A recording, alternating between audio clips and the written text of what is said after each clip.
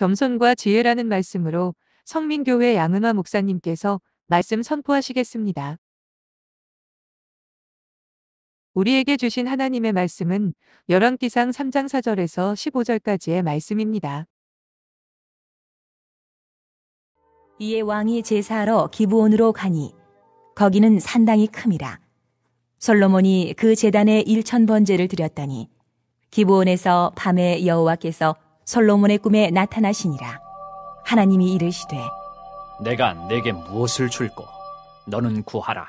솔로몬이 이르되 주의 종 내 아버지 다윗이 성실과 공의와 정직한 마음으로 주와 함께 주 앞에서 행함으로 주께서 그에게 큰 은혜를 베푸셨고 주께서 또 그를 위하여 이 큰 은혜를 항상 주사 오늘과 같이 그의 자리에 앉을 아들을 그에게 주셨나이다.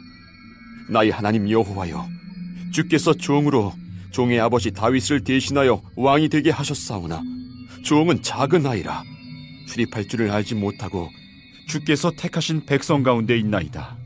그들은 큰 백성이라 수효가 많아서 셀 수도 없고 기록할 수도 없사오니 누가 주의 이 많은 백성을 재판할 수 있사오리까? 듣는 마음을 종에게 주사 주의 백성을 재판하여 선악을 분별하게 하옵소서. 솔로몬이 이것을 구하매 그 말씀이 주의 마음에 든지라. 이에 하나님이 그에게 이르시되 내가 이것을 구하도다. 자기를 위하여 장수하기를 구하지 아니하며 부도 구하지 아니하며 자기 원수의 생명을 멸하기도 구하지 아니하고 오직 송사를 듣고 분별하는 지혜를 구하였으니 내가 내 말대로 하여 내게 지혜롭고 총명한 마음을 주노니 내 앞에도 너와 같은 자가 없었거니와 내 뒤에도 너와 같은 자가 일어남이 없으리라.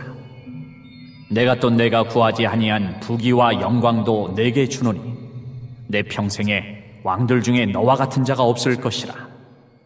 내가 만일 내 아버지 다윗이 행한같이 내 길로 행하며 내 법도와 명령을 지키면 내가 또 내 날을 길게 하리라. 솔로몬이 깨어보니 꿈이더라. 이에 예루살렘에 이르러 여호와의 언약궤 앞에 서서 번제와 감사의 제물을 드리고 모든 신하들을 위하여 잔치하였더라. 아멘. 우리들이 살아가는 삶의 사건에는 항상 연속입니다. 우리들의 삶 속에 일어나는 사건이 연속이라 할 수 있습니다. 왜냐하면 우리들의 인생은 크고 작은 일련의 사건들이 이 땅에 많이 꾸며지고 있기 때문이에요. 그렇습니다. 정령산에서 일어나는 수많은 상황들을 우리를 불안케 합니다. 그러나 걱정할 것은 조금도 없습니다. 왜냐? 우리에게는 구원자 되시는 그리스도가 있기 때문입니다. 오늘 우리가 본문을 보면서 기록한 솔로몬의 이 1000번 사건을 통해서 미지의 인생을 살아가는 우리가 어떤 신앙생활의 자세를 해야 하는지 우리에게 알려주는 말씀입니다. 그리고 우리에게 굳건한 말씀과 믿음이 세워지기를 원하는 이 말씀을 듣고 다시 한번 새로워져야 되겠습니다. 아멘. 자, 우리가 솔로몬이 제사를 드리는 목적이 무엇이었는가예요.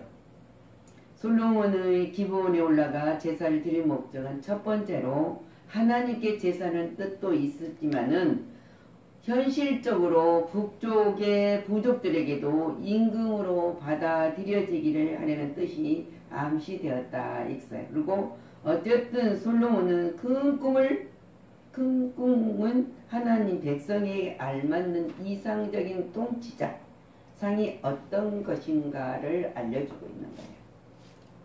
잘 보여준 거 있잖아. 솔로몬이 먼저 1000번제를 드렸다. 그래서 1000번제를 드리고 난 다음에 하나님께서 솔로몬을 찾아왔던 사건입니다. 그래서 하나님이 찾아와서 뭐라고 해요? 내가 너에게 무엇을 줄꼬 묻습니다. 그런데 솔로몬은 지혜를 구합니다. 그런데 그 지혜를 구하는 솔로몬에게 하나님이 너무 마음에 들었던 거예요. 그래서 솔로몬에게 구하지 아니한 부귀 영광도 주셨다는 내용입니다. 우리가 말세를 살아가는 성도들에게 필요한 것은 지혜입니다. 이 세대들을 분별할 수 있을 줄도 알고 선악을 분별할 수도 있는 지혜가 항상 우리에게 요구되고 있습니다. 그래서 우리는 하나님 앞에 드려지는 모든 삶 속에서 하나님의 지혜를 구하지 않고는 할 수 없어요. 그래서 너희들이 지혜가 부족하거든 꾸짖지 아니하고 주시는 하나님께 구하라. 하나님께 구하면 우리가 할 수 없는 모든 것들이 생각나게 하시고 이끌어 간다는 거예요. 자, 그러면 솔로몬의 꿈은 뭐였습니까? 사람이 무슨 일을 시작하거나 중대한 책임을 맡게 될 때 그 일에 대한 생각이나 구상을 밀도 있게 하고 또 기도하는 사람은 환상을 보게 됩니다. 비전도 갖게 된단 말이에요. 기도하는 사람, 하나님을 모든 것을 하나님께 맡기는 사람들은 비전을 가진다는 거예요. 비전이 있다는 거예요. 그걸 갖고 꿈을 꾸며 살아요. 그래서 오늘 본문에서도 솔로몬이 꿈을 꾼다는 것은 비전에서 비전에 유축할 수 있으면 하나님께로부터 지시를 받는 것으로 우리는 일을 할 수 있어요. 모든 것이 우리가 지혜와 지혜가 있으면 하나님이 기뻐하신 일이 무엇인지 항상 알게 하여 주신다는 거죠. 그래서 솔로몬이 요청합니다. 이 요청은 무엇이었습니까? 이제 솔로몬이 왕으로 중책을 맡았어요. 그래서 하나님께 요청한 것은 우리 기도에 대한 모범이 될 수 있다. 우리도 뭐를 맡고 행할 때마다 내가 할 수 있다, 내가 힘으로 할 수 있다 생각하면 실패를 할 수도 있고 어려움을 겪을 수도 있지만은 이 솔로몬이 이 왕으로서 맡으면서 하나님 앞에 요청하는 것이 있습니다. 자, 먼저 솔로몬은 겸허한 자세로 섰습니다. 그리고 솔로몬이 이스라엘을 자기 백성이라고 하지도 않았습니다. 하나님의 백성이라고 말하고 있어요. 뿐만 아니라 자기 힘으로는 도저히 그들을 관리하거나 통치할 수 없다고 하나님 앞에 아뢰는 말씀입니다. 왕이니까 뭐든지 자기 마음대로 할 수도 있고 지배도 할 수 있고 어떻게 할 수도 있는데 솔로몬은 하나님 앞에 아뢰는 거예요. 그리고 솔로몬은 선악을 분별하고 바른 판단을 할 수 있는 지혜를 또 구하잖아요. 솔로몬처럼 우리도 모든 지혜가 필요합니다. 우리가 세상의 지식 가지고도 할 수 있지만 세상의 지식 갖고도 할 수 없는 것들이 많습니다. 그러나 실상은 겸손이 없이는 진정한 지혜를 가질 수가 없다는 거예요. 겸손, 하나님 앞에 온전히 내려놓고 내가 할 수 있는 것은 하지만 할 수 없는 것도 있습니다. 그거를 먼저 하나님 앞에 내는 거예요. 겸손과 지혜는 이처럼 함께 가는 것이에요. 뭐 지혜만 있고 겸손 따로 지혜 따로가 아니라 함께 가는 것입니다. 그래서 동질적이다. 더욱이 지혜의 근본인 하나님 앞에 겸손히 무릎을 꿇는 삶이 우리들의 하나로 나타나고 있는 것을 볼 수 있습니다. 결국은 하나님을 찾고 하나님과 동행하고 하나님과 공존하며 하나님 중심으로 살겠다는 신앙의 고백이 되는 것입니다. 그것이 곧 겸손과 기쁨과 지혜를 구하는 그리스도인들의 삶입니다. 솔로몬은 왕으로 선택된 등등한 정황 속에서 하나님의 통치에 의존하는 시적적인 적절한 기도를 오늘 드리는 것을 볼 수 있습니다. 그의 기도는 은혜에 대한 감사의 기도였습니다. 6절 솔로몬이 이르되 주의 종 내 아버지 다윗의 성실과 공의와 정직한 마음으로 주와 함께 주 앞에서 행함으로 주께서 그에게 큰 은혜를 베푸셨고 주께서 그 또한 그를 위하여 이 큰 은혜를 항상 주시다. 오늘과 같이 그의 자리에 앉을 아들을 그에게 주셨나이다. 다윗의 성실함과 함께 동행한 것을 그로 통해서 아들인 솔로몬을 주셨다. 그래서 솔로몬이 왕이 되게 하겠다. 하나님은 그 언약의 신실한 분위기에 그 말씀을 따라 살아온 솔로몬의 아버지 다윗에게 항상 다윗은 아버지 하나님이 합반자라 가지 않습니까? 그 은혜를 베푸셨습니다. 고백합니다. 그리하여 솔로몬은 그 붓준으로부터 이어져온 하나님의 자비하심에 감사를 드리고 있는 것을 볼 수 있어요. 기도는 이같이 돌보시는 은혜에 대한 감사에 기초한 요청이지 자기 중심적인 요청이 아니라는 거예요. 하나님의 은혜 안에 우리가 살아가는 거지. 우리는 때로는 자기 중심의 요청으로 기도할 때가 얼마나 많습니까? 그것이 옳은 줄 알지만 아니에요. 하나님이 돌보시는 은혜에 대한 감사를 기초해야 돼.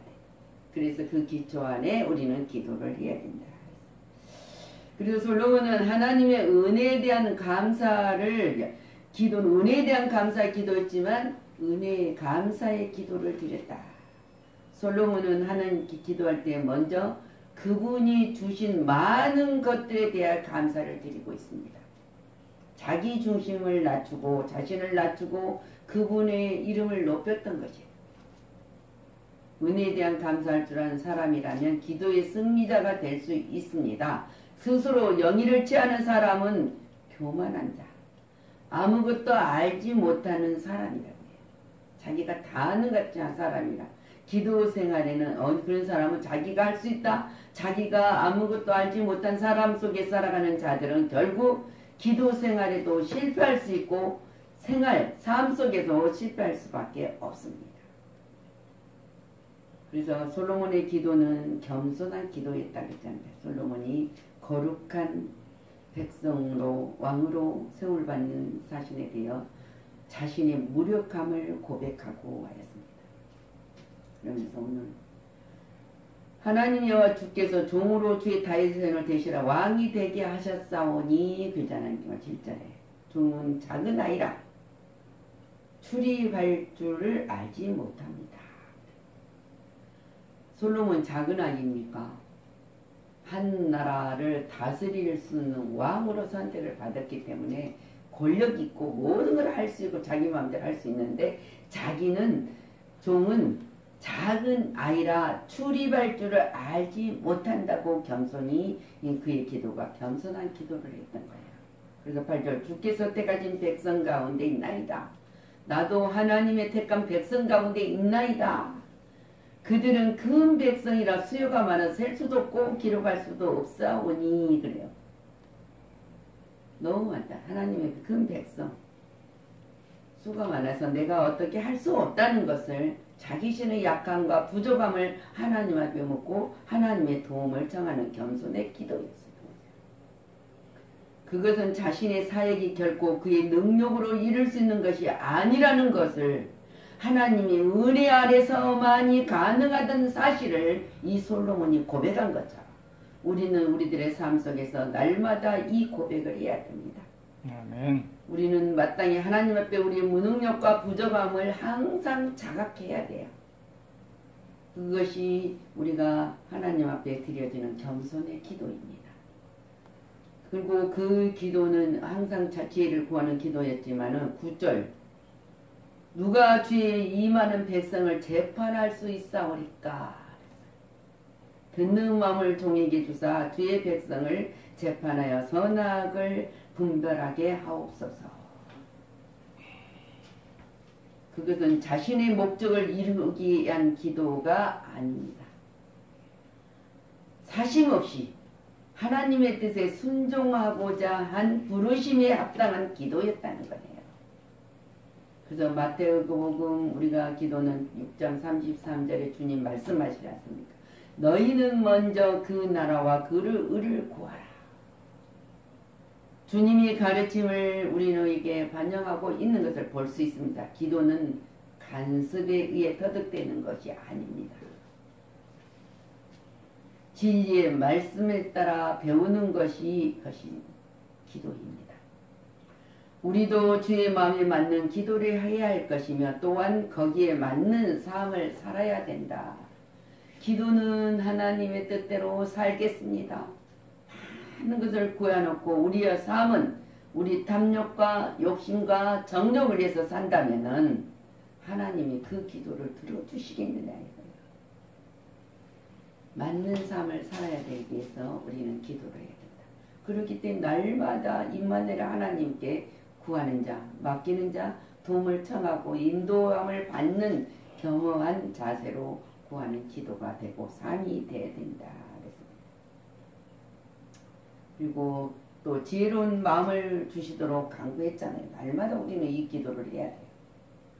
그리스도인 중에는 그들의 기도가 응답받는 기도, 능력 있는 기도, 승리하는 기도가 되지 못한 때가 있습니다. 왜 있었겠습니까?